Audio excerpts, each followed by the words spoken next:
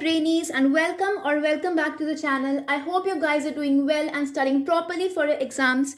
So I am a Brainy mentor, and today we'll be doing our theme 2 का last chapter, that is peasants, zamindars and the state. यहाँ पे हम पढ़ेंगे agrarian society के बारे में, मतलब वो सोसाइटी जो एग्रीकल्चर से रिलेट करती है, एंड द मुगल एम्पायर, मतलब हम पढ़ेंगे कि मुगल एम्पायर और एग्रीकल्चरल सोसाइटी का क्या रिलेशन था, मतलब इन फॉर्म्स ऑफ टैक्सेस या फिर रिलीजियस या फिर जो भी इश्यूज थे उसके बारे में हम पढ़ेंगे.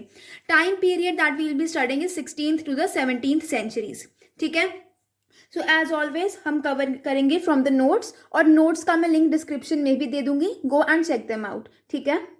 सो सबसे पहले जो हमें बॉक्स दिया है वहाँ पर क्या बोला है कि जो 16th और 17th सेंचुरीज थी वहाँ पर क्या था कि 85% जो पॉपुलेशन थी वो कहाँ पे रहती थी, विलेजेस में रहती थी. ठीक है. So both peasants and elite class were involved in agricultural production and claimed rights to a share of the produce. मतलब फार्मर्स भी एंड रॉयल पीपल थे, वो दोनों ही एग्रीकल्चरल प्रोडक्शन में पार्ट लेते थे, मतलब एग्रीकल्चर प्रैक्टिस करते थे एंड उसके अकॉर्डिंग जो भी उनका शेयर होता था वो लेते थे. ठीक है. अब आगे क्या बोला गया है, एजेंसीज मतलब बाहर से लोग जो होते थे वो भी पार्टिसिपेट करने लग पड़े इन सब एक्टिविटीज में. कौन सी लोग थे, वो थे मुगल स्टेट, मतलब मुगल्स ऑब्वियसली बाहर से आए थे ना इंडिया में, सो वो भी इस सब में एक्टिवली पार्टिसिपेट करने लग पड़े. सो जो मुगल स्टेट थी वो अपनी इनकम कहाँ से लेती थी, from the agricultural production, taxes के थ्रू लेती थी वो सारी इनकम. ठीक है. फिर आगे आता है main agents of the Mughal estate, मतलब कि जो भी मुगल्स के लिए जो भी टैक्स वगैरह इकट्ठे करते थे वो कौन से थे, revenue assessors, collectors, record keepers and etcetera. मतलब ये सब लोग मिलके मुगल्स के लिए पैसा इकट्ठा करते थे, टैक्स इकट्ठा करते थे. अब ये जो लोग थे ना ये इंश्योर करते थे कि जो कल्टीवेशन है वो ठीक से हो रही है और शेयर जो स्टेट है उसको प्रॉपर हिस्सा मिल रहा है टैक्सेस से. ठीक है. ये हो गया हमारा बॉक्स का. अब आता है हमारा first topic, that is peasants and agricultural production. तो यहाँ पर ना हमें सबसे पहले छोटी सी एक डेफिनेशन दी है विलेज की, कि विलेज होती क्या actually. So village is the basic unit of agricultural society, मतलब जो एग्रीकल्चर जहाँ पर प्रैक्टिस होता है सबसे छोटी यूनिट क्या होती है, विलेज ही होती है. क्लियर है.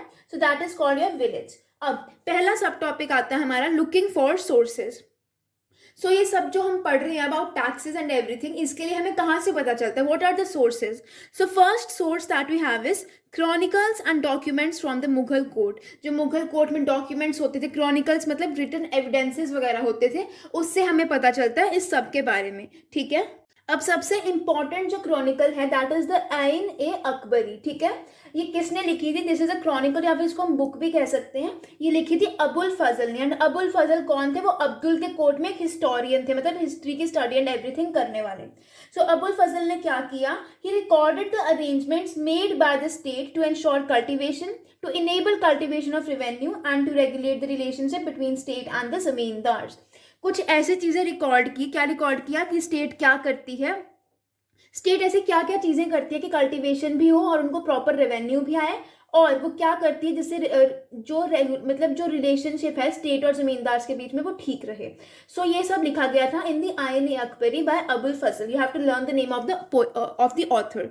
ठीक है. अब सोर्सेज और कौन से आते हैं, sources from regions away from the Mughal capital, मतलब जो मुगल कैपिटल कौन थी, you have to remember the Mughal capital was Delhi. So Delhi के अलावा जो रीजन्स थे वहां से भी बहुत ज़्यादा सोर्सेज आते हैं. एग्जाम्पल है revenue records from Gujarat, Maharashtra and Rajasthan. यहाँ पर जो भी रिकॉर्ड्स थे वो भी सभी इन सोर्सेज में आते हैं. एंड एक और रिकॉर्ड आता है that is the records of the east India company. East India company भी टैक्सेस वगैरह सबका रिकॉर्ड रखती थी, that also comes in the sources. ठीक है. तो ये हो गए सोर्सेज ऑफ एग्रीकल्चरल प्रोडक्शन, उनके बारे में कैसे पता चलता है. अब आगे आता है पीजेंट्स एंड देयर लैंड्स. ये देखो क्या बोला गया है. सो एक पीजेंट को डिनोट करने के लिए ना अलग अलग नेम्स यूज किए गए. ठीक है. इंडो पर्शियन रिसोर्सेज जो हैं वहां पे अलग अलग नेम्स यूज करते हैं टू डिनोट अ पीजेंट. एक नेम आता है रायत, एक आता है मुजारियन, किसान, असामी. ठीक है. सो जो रायट्स होते हैं, रायट्स को हम क्या बोल सकते हैं, खुदा काश्ता. ठीक है. रायट्स टू टाइप्स के आते हैं, खुद काश्ता एंड पाही काश्ता. सो खुद काश्ता क्या होते हैं, जहां पर वो रहते हैं वहीं पर ही प्लो करते हैं. तो मतलब जहां पे जिस विलेज में रहते हैं वहीं पर ही प्लो करते हैं, मतलब उस विलेज के रेजिडेंट्स हैं. पाहिकाश्ता, पाहिकाश्ता वो होते हैं जो नॉन रेजिडेंट कल्टीवेटर्स होते हैं, मतलब जो उस विलेज में नहीं रहते, वो क्या करते हैं दूसरी जगह से आकर वहाँ पे कॉन्ट्रैक्ट किसी मतलब किसी विलेज में कॉन्ट्रैक्ट लेते हैं, वहाँ पे फ्लोइंग वगैरह फील्ड वगैरह उगाते हैं सब कुछ, ठीक है। So cultivation was based on the principle of individual ownership. Individual ownership का मतलब होता है एक इंसान है, उसके पास जो लैंड है that is individually he is owning the land. अब उसकी मर्जी है, वो जितने मर्जी पेजेंट्स वगैरह यहाँ पर रखी, that is his choice, that is individual ownership. So हमने क्या पढ़ा इस पैराग्राफ में, we read that Indo Persian sources थे वो जो अलग अलग टर्म्स यूज करते थे पीजेंट को डिनोट करने के लिए, रायत, मुजारियन, किसान एंड असामी। Raiyats were of two types, खुद काश्ता जो कि रेजिडेंट्स होते थे विलेज के, एंड पाही काश्ता जो कि नॉन रेजिडेंट्स होते थे, कॉन्ट्रैक्ट पे लैंड एग्रीगेट करते थे, ठीक है। अब आगे आता है नेक्स्ट टॉपिक, सब टॉपिक हमारा आता है इरिगेशन एंड टेक्नोलॉजी। सो क्या बोला गया है, factors for the constant expansion of agriculture. Agriculture बढ़ता ही जा रहा था, बढ़ता ही जा रहा था। व्हाट वर द रीजंस, क्यों बढ़ रहा था? पहला रीजन है अबंडेंस ऑफ लैंड, लैंड बहुत ज़्यादा था इसलिए एग्रीकल्चर भी बढ़ रहा था। अवेलेबल लेबर, मतलब बहुत ज़्यादा लोग थे जो अवेलेबल थे for ploughing the land, for fielding and everything.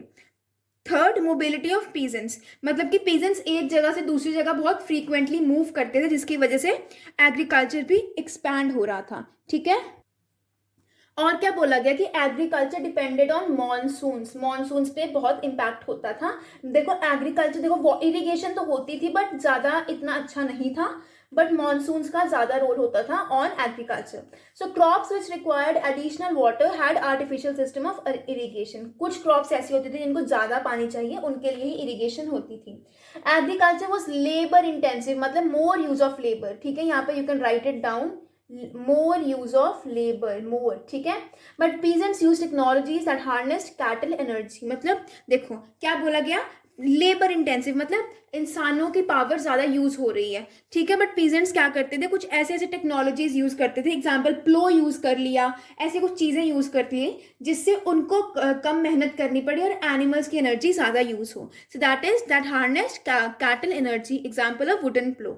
अब आगे आता था अबेंडेंस ऑफ क्रॉप्स, ठीक है। ये सब टॉपिक में हम देखेंगे। 2 सीजनल साइकिल्स होती थी as we all know, kharif and rabi crops, ये आपने पढ़ा ही हुआ है, ठीक है। सो कई बार क्या होता था, कई बार कुछ ऐसे रीजन्स होते थे, कोई ऐसी जगहें होती थी जहाँ पर रेनफॉल बहुत ज़्यादा होती थी, यहाँ पर इरिगेशन बहुत अच्छी थी, तो वहाँ पर उस टाइम पे क्या होता था, साल में 3 क्रॉप्स हो जाती थी, वरना नॉर्मली कितनी 2 क्रॉप्स ही होती थी, ठीक है। सो agriculture in medieval India was only for subsistence, मतलब सिर्फ अपने खाने पीने के लिए ही एग्रीकल्चर करते थे, सिर्फ अपने लिए ही करते थे, बेचने के लिए नहीं करते थे।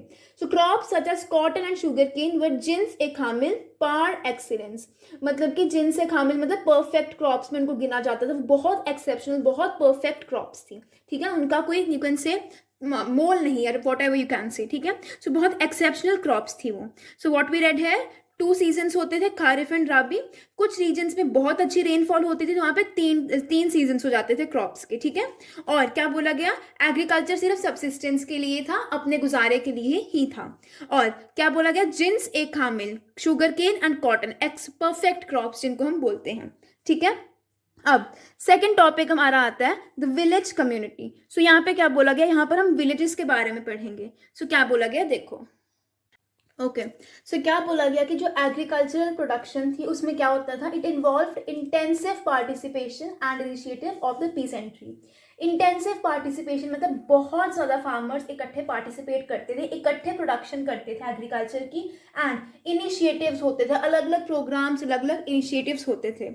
सो peasants belonged to a collective village community, और इस जो विलेज कम्युनिटी होती थी इसके कुछ कॉन्स्टिट्यूएंट्स थे, कुछ पार्ट्स थे।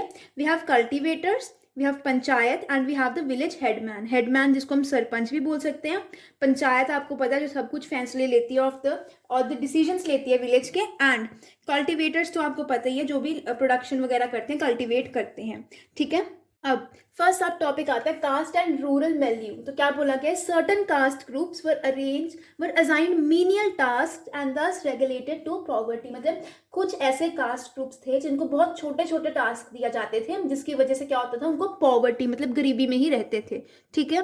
तो क्या बोला गया, जो कास्ट ग्रुप्स थे उनके पास बहुत कम रिसोर्सेज थे, एंड उनको क्या बोला गया, and were constrained by the position in the caste hierarchy, मतलब बहुत लो कास्ट के थे वो, बहुत नीचे पोजीशन थी हायरार्की में, उनके रिसोर्सेज भी बहुत कम थे। एग्जाम्पल वी हैव ऑफ हलाल खोरन, जिनको हम स्कैवेंजर्स बोलते हैं in the Muslim community, and Mallahzadas, sons of boatman in Bihar. ठीक है. सो क्या बोला गया, there was a direct correlation between caste, poverty and social status at the lower strata of the society. मतलब कि अगर आप लो कास्ट से हो तो आप ऑब्वियसली पॉवर्टी में होगे और आपका स्टेटस भी बहुत कम होगा सोसाइटी में. ठीक है. अब अगला सब टॉपिक आता है पंचायत एंड विलेज हेडमैन. जो विलेज हेडमैन थे उनको हम बोलते हैं मुकद्दम्स और द मंडल्स. ठीक है. पंचायत क्या होती है, असेंबली ऑफ एल्डर्स, मतलब जहाँ पर लोग, बड़े लोग इकट्ठे होकर डिसीजंस लेते हैं. जो हेडमैन था उसको कौन चूज करते थे, उसको विलेज के एल्डर लोग, जो बड़े लोग होते थे, बुजुर्ग लोग, वो चूज करते थे एंड रैटिफाइड बाय द जमींदार, मतलब जमींदार भी परमिशन दे देता था.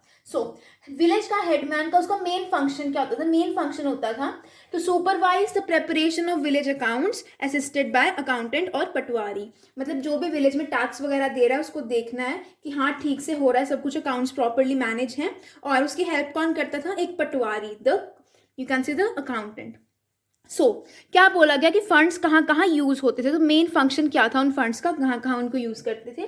For cost of entertaining revenue officials, मतलब जो रेवेन्यू ऑफिशियल्स आते थे तो उनको खिलाना पिलाना भी ऑब्वियसली होता था, थोड़ा रिश्वत वगैरह एवरीथिंग, तो उसके लिए यूज होते थे.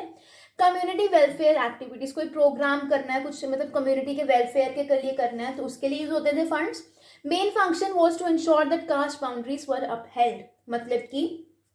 मतलब ये कि कास्ट की जो बाउंड्रीज है, अगर आप इंटर क्लास में मैरिज कर रहे हो, मतलब अलग अलग कास्ट में मैरिज कर रहे हो, तो उससे क्या होगा, हमारी जो कास्ट बाउंड्रीज है वो टूट जाएंगी. तो मेन फंक्शन ये था कि कास्ट बाउंड्रीज बनी रहे.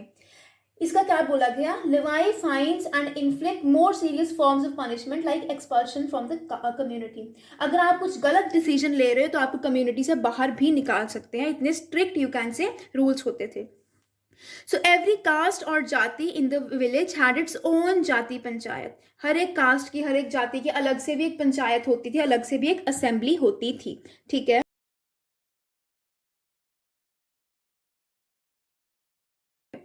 So petitioners regarded the village panchayat as a court of appeal that would ensure that the state carried out its moral obligations and guaranteed justice. मतलब पंचायत को क्या माना जाता था, एक कोर्ट माना जाता था कि हाँ अगर हम यहाँ पर अपनी कोई भी पिटीशन लेकर जाएंगे तो हमें जस्टिस मिलेगा. So panchayat was regarded as a court of appeal. ठीक है. अब आता है हमारा विलेज आर्टिसंस. क्या बोला गया है, देखो. Interesting aspect of village was the elaborate relationship of exchange between different producers. Properly बहुत अच्छी तरह से exchange वगैरह होता था. So 25% of the total households were artisans, मतलब किसी आर्ट में expert होना. ठीक है. Cultivators and families would also participate in craft productions. मतलब अलग अलग टाइप के लोग, families, cultivators, वो भी कुछ टाइम के लिए क्राफ्ट प्रोडक्शन करते थे. And village artisans were compensated by villagers for their services. मैंने क्या बताया था कि जो भी हमारा जो एग्रीकल्चरल प्रोडक्शन होती थी that was on subsistence only, है ना. जो आर्टिसंस थे वो तो करते नहीं थे प्रोडक्शन कुछ ऐसी एग्रीकल्चर, तो उनको कंपेंसेशंस दी जाती थी. मतलब अगर वो आप कुछ काम करते तो आपको उसकी जगह पैसा मिलता है. तो इनको क्या मिलता था, इनको शेयर ऑफ हार्वेस्ट, कुछ मतलब हार्वेस्ट का हिस्सा दे दिया, कुछ खाने पीने को दे दिया, कुछ लैंड दे दिया, अलग अलग चीजें देते थे. ठीक है. अब जजमानी सिस्टम ये जजमानी सिस्टम क्या चीज है, देखो. क्या बोला गया है, system where artisans and individual peasant households entered into a mutually negotiated system of remuneration, most of the time goods for services. मतलब एक ऐसा सिस्टम कि प्रॉपर एक साइकिल चल रही है कि आर्टिसंस अपनी सर्विसेज प्रोवाइड कर रहे हैं, फिर इनको सर्विसेज के बदले उनको थोड़ा खाने पीने को मिल रहा है, कुछ गुड्स मिल रही है, सर्विसेज मिल रही है, एटसेट्रा एटसेट्रा. ठीक है. अ लिटिल रिपब्लिक का दर्जा दिया गया विलेजेस को. एक छोटी सी, मतलब रिपब्लिक तो होती है, ठीक है, छोटी सी रिपब्लिक. ठीक है. Made of the fraternal partners sharing resources and labour collectively. मतलब कि रिसोर्सेज एंड लेबर प्रॉपरली बराबर में शेयर हो रहा है. ठीक है. A group of powerful individuals decided the affairs of the village, exploited the weaker sections and had the authority to dispense justice. वो कुछ लोग होते थे, very powerful people, जो proper village के affairs को maintain करते थे, गरीब लोगों को, पुअर सेक्शंस को एक्सप्लॉइट भी करते थे, मतलब उनको टॉर्चर भी करते थे और जस्टिस भी देते थे. ठीक है. अब थर्ड टॉपिक, इससे हमें क्वेश्चन आता है, what was the position of women. Topic is women in the agrarian society. अब हम इसके बारे में पढ़ेंगे. क्या बोला गया है, विमेन एंड मेन बराबर का काम करते थे। विमेन और क्या करती थी, यार्न स्पिन करती थी, मतलब यू कैन से चरखा चलाती थी। Then shifting and kneading clay, pottery करती थी, सोइंग करती थी मतलब बीज बोती थी, वीडिंग करती थी एटसेट्रा। एंड क्या काम, ये सारा काम कौन करती थी, फीमेल लेबर करती थी। So women were considered an important resource in agrarian society because they were child bearers in a society dependent on labour. Obviously women will produce children, और एक लेबर इंटेंसिव सोसाइटी थी, मतलब यहाँ पर labour को ज़्यादा यू कैन से बढ़ावा दिया जाता था। तो एक घर में जितना ज़्यादा लेबरर्स होंगे उतना ज़्यादा पैसा आएगा। So that is why women were considered very important. और क्या बोला गया है, marriage in many rural communities required the payment of bride tax rather than dowry. Bride tax देना होता था, मतलब दुल्हन के लिए पैसा देना पड़ता था, दहेज नहीं देना पड़ता था। डाउरी यू मीन्स दहेज, है ना, जो हम लड़के शादी के टाइम लड़के को देते हैं लड़की वाले, दैट्स कॉल्ड डाउरी, पता ही होगा आपको। So remarriage legitimate for both widows and divorced women, मतलब वो फिर से शादी कर सकती है चाहे वो विडो हो चाहे वो डाइवोर्स्ड हो। Male infidelity was not punished, but the state and superior caste groups intervened when it came to the family being adequately looking for. Male infidelity मतलब अगर जो लड़का है वो चीट कर रहा है तो उसकी पनिशमेंट नहीं होती थी, बट अगर फैमिली का प्रॉपर देखभाल नहीं हो रही तो फिर पनिशमेंट दी जाती थी। मतलब कुछ इंटरफेरेंस होता था गवर्नमेंट का, स्टेट का और क्लास अपर क्लास का। और क्या था, women they had the right to inherit property, वो अपने नाम पे प्रॉपर्टी भी कर सकती थी। ठीक है, अब फोर्थ टॉपिक आता है forest and tribes. Okay, so forest and tribes, सबसे पहले इसमें सब टॉपिक आता है बियॉन्ड सेटल्ड विलेजेस। सो क्या बोला गया, जो डेंस फॉरेस्ट होते हैं, बहुत घने जंगल, उनको हम बोलते हैं जंगल्स इन हिंदी। स्क्रब लैंड को हम बोलते हैं खरबंदी, मतलब scrub land is a area जहाँ पर छोटा छोटा ग्रास उगा होता है, दैट्स कॉल्ड खरबंदी। ठीक है, अब उस टाइम पे जो एरिया था वहाँ पे फॉरेस्ट कितना था, 40%। एंड जो फॉरेस्ट में लोग रहते थे उनको वी वर कॉलिंग जंगली। सो जंगल में जो लोग रहते हैं उनको हम बोलते थे जंगली। ठीक है, सो क्या बोला गया, जंगली वो लोग थे जिनका लाइवलीहुड फॉरेस्ट से आता था। तो क्या बोला गया, people whose livelihood came from gathering of forest produce, hunting and shifting agriculture, मतलब सब कुछ फॉरेस्ट से ही आता था, या फिर फॉरेस्ट की चीज़ें इकट्ठी करके, या फिर हंटिंग करके, या फिर एग्रीकल्चर करके। अकॉर्डिंग टू सीजन होता था, सीजन स्पेसिफिक होता था। So for the state the forest was a subversive place, a place of refugees for trouble makers. जो ट्रबल मेकर्स होते थे ना, जो मतलब रूल्स को फॉलो नहीं करते थे, मानते नहीं थे गवर्नमेंट की बात, तो वो क्या करते थे, वो जंगल में जाकर छुप जाते थे। सो क्या बोला गया, forest was a subversive place, वहाँ पर बहुत से ऐसे यू कैन से इलीगल एलिमेंट्स, इलीगल लोग रहते थे। ठीक है, अब इन रोड्स इनटू फॉरेस्ट, सो क्या बोला गया, पेशकश levied from forest people included supply of elephants.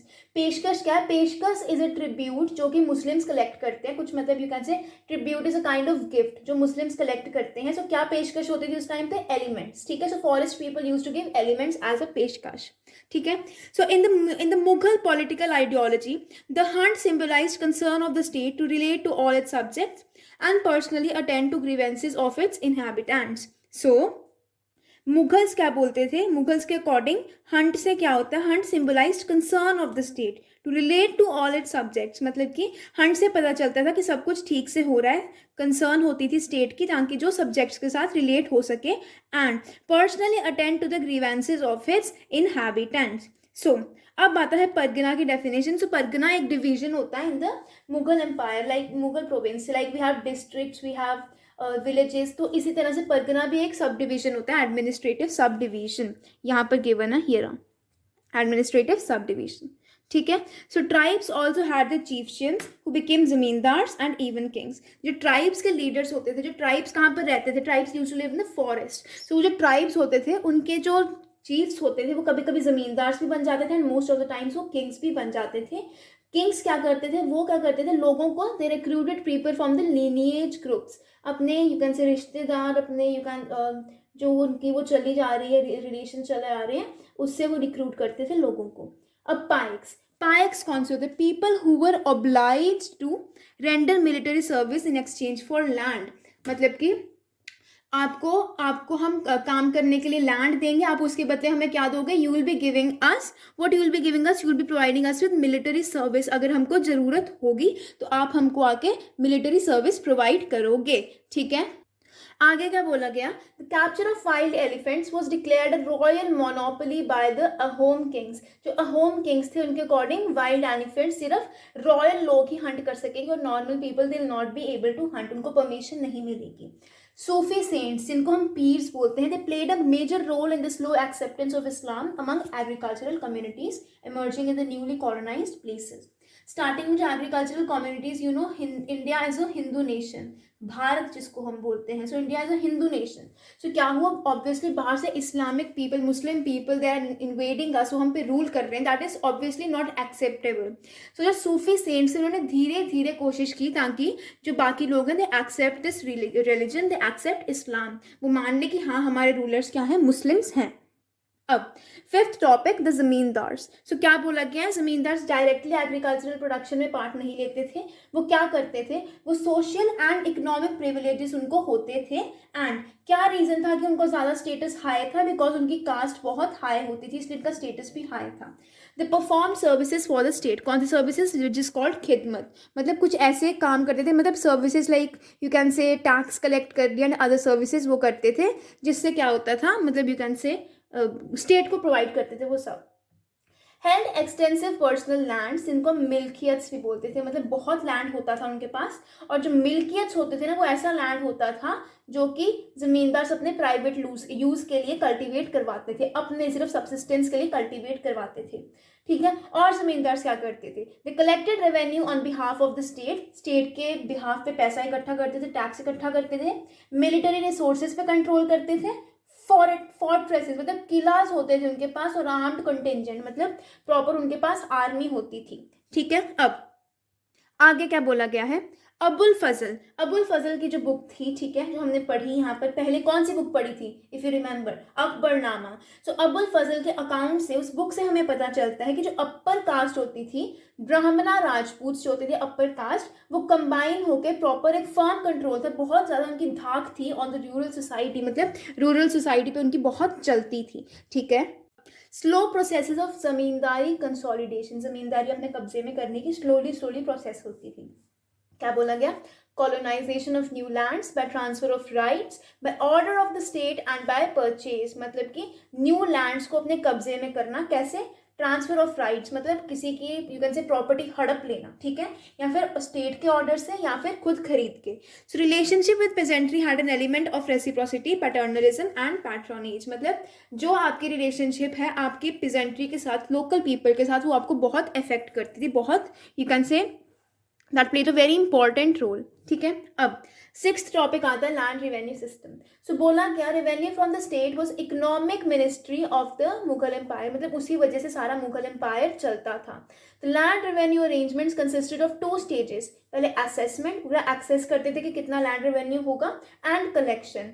सो इस असेसमेंट को जो भी जितना भी अमाउंट एक्सेस होता था इसको हम बोलते थे जमा, एंड जितना मिलता था दैट इज कॉल्ड हासिल, ठीक है, हासिल मीन्स जितना मिलता था, ठीक है।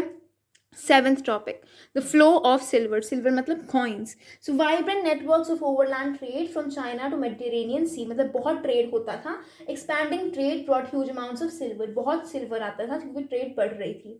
सो expansion of minting of coins as well as ability of the Mughal state to extract taxes in cash, मतलब मिंटिंग ऑफ कॉइन्स बनाने की जो प्रोसेस थी वो बहुत बढ़ गई, बहुत कॉइन्स बनते थे, एंड इससे क्या हुआ, इससे मुगल स्टेट जो थी वो टैक्सेस अब कैश के फॉर्म में लेने लग पड़ी, ना कि in the form of kind क्या होता है, काइंड मतलब in the form of land और in the form of produce, उस फॉर्म में नहीं, in the form of cash लेने लग पड़ी। अब द आयन ए अकबरी ऑफ अबुल फसल अलामी। सो ठीक है, इस पार्ट में अकबरनामा की जो बुक है, ये जो पार्ट था I am so sorry, so Ain Akbari is the part of Akbarnama, ठीक है। इस अकबरनामा में ही 3 बुक्स हैं, ठीक है। आयन अकबरी क्या है, आई एम एक्सप्लेनिंग अगेन, मैं खुद कंफ्यूज हो गई हूँ। So Ain Akbari is a part of Akbarnama, और जो अकबरनामा है खुद ही 3 पार्ट्स में डिवाइड है, जिसमें ion Akbari is the 3rd part, ठीक है। सो क्या बोला गया, ion Akbari the third book was organized as a compendium of imperial regulations and a gazetteer of the empire. Proper उसमें होता था एज अ मैगजीन होती है ना मंथली, वैसे उस काइंड की होती थी Ain Akbari. So it gives detailed accounts of the organisation of the court, administration and army and sources of revenue. मतलब प्रॉपर एडमिनिस्ट्रेटिव कंट्रोल का सारा कुछ अकाउंट्स वगैरह इसमें होते थे, प्रॉपर होता था. अब ये जो आयन अकबरी थी ना, ये भी 5 बुक्स में डिवाइडेड थी. ठीक है, 5 दफ्तार्स में डिवाइडेड थी, जिनमें से हमें 3 के नाम दिए हैं, मंजिल आबादी, सिपाह आबादी, मुल्क आबादी. सो मंजिल आबादी deals with house hold and it's maintenance, मतलब जो रूलर्स के घर होते थे एंड उसकी मेंटेनेंस के रिलेटेड डील करता है. सिपाह आबादी डील करता है with military and civil administration, military के रिलेटेड होता है. Mulk Abadi deals with the physical side, economic side. और जो fourth and the fifth books है ना, वो डील करती है religious and cultural traditions of the people, या फिर जिनको हम बोल सकते हैं अकबर के ऑस्पिशियस सेइंग से भी यू कैन से रिलेट करती हैं. So that's it for the chapter guys.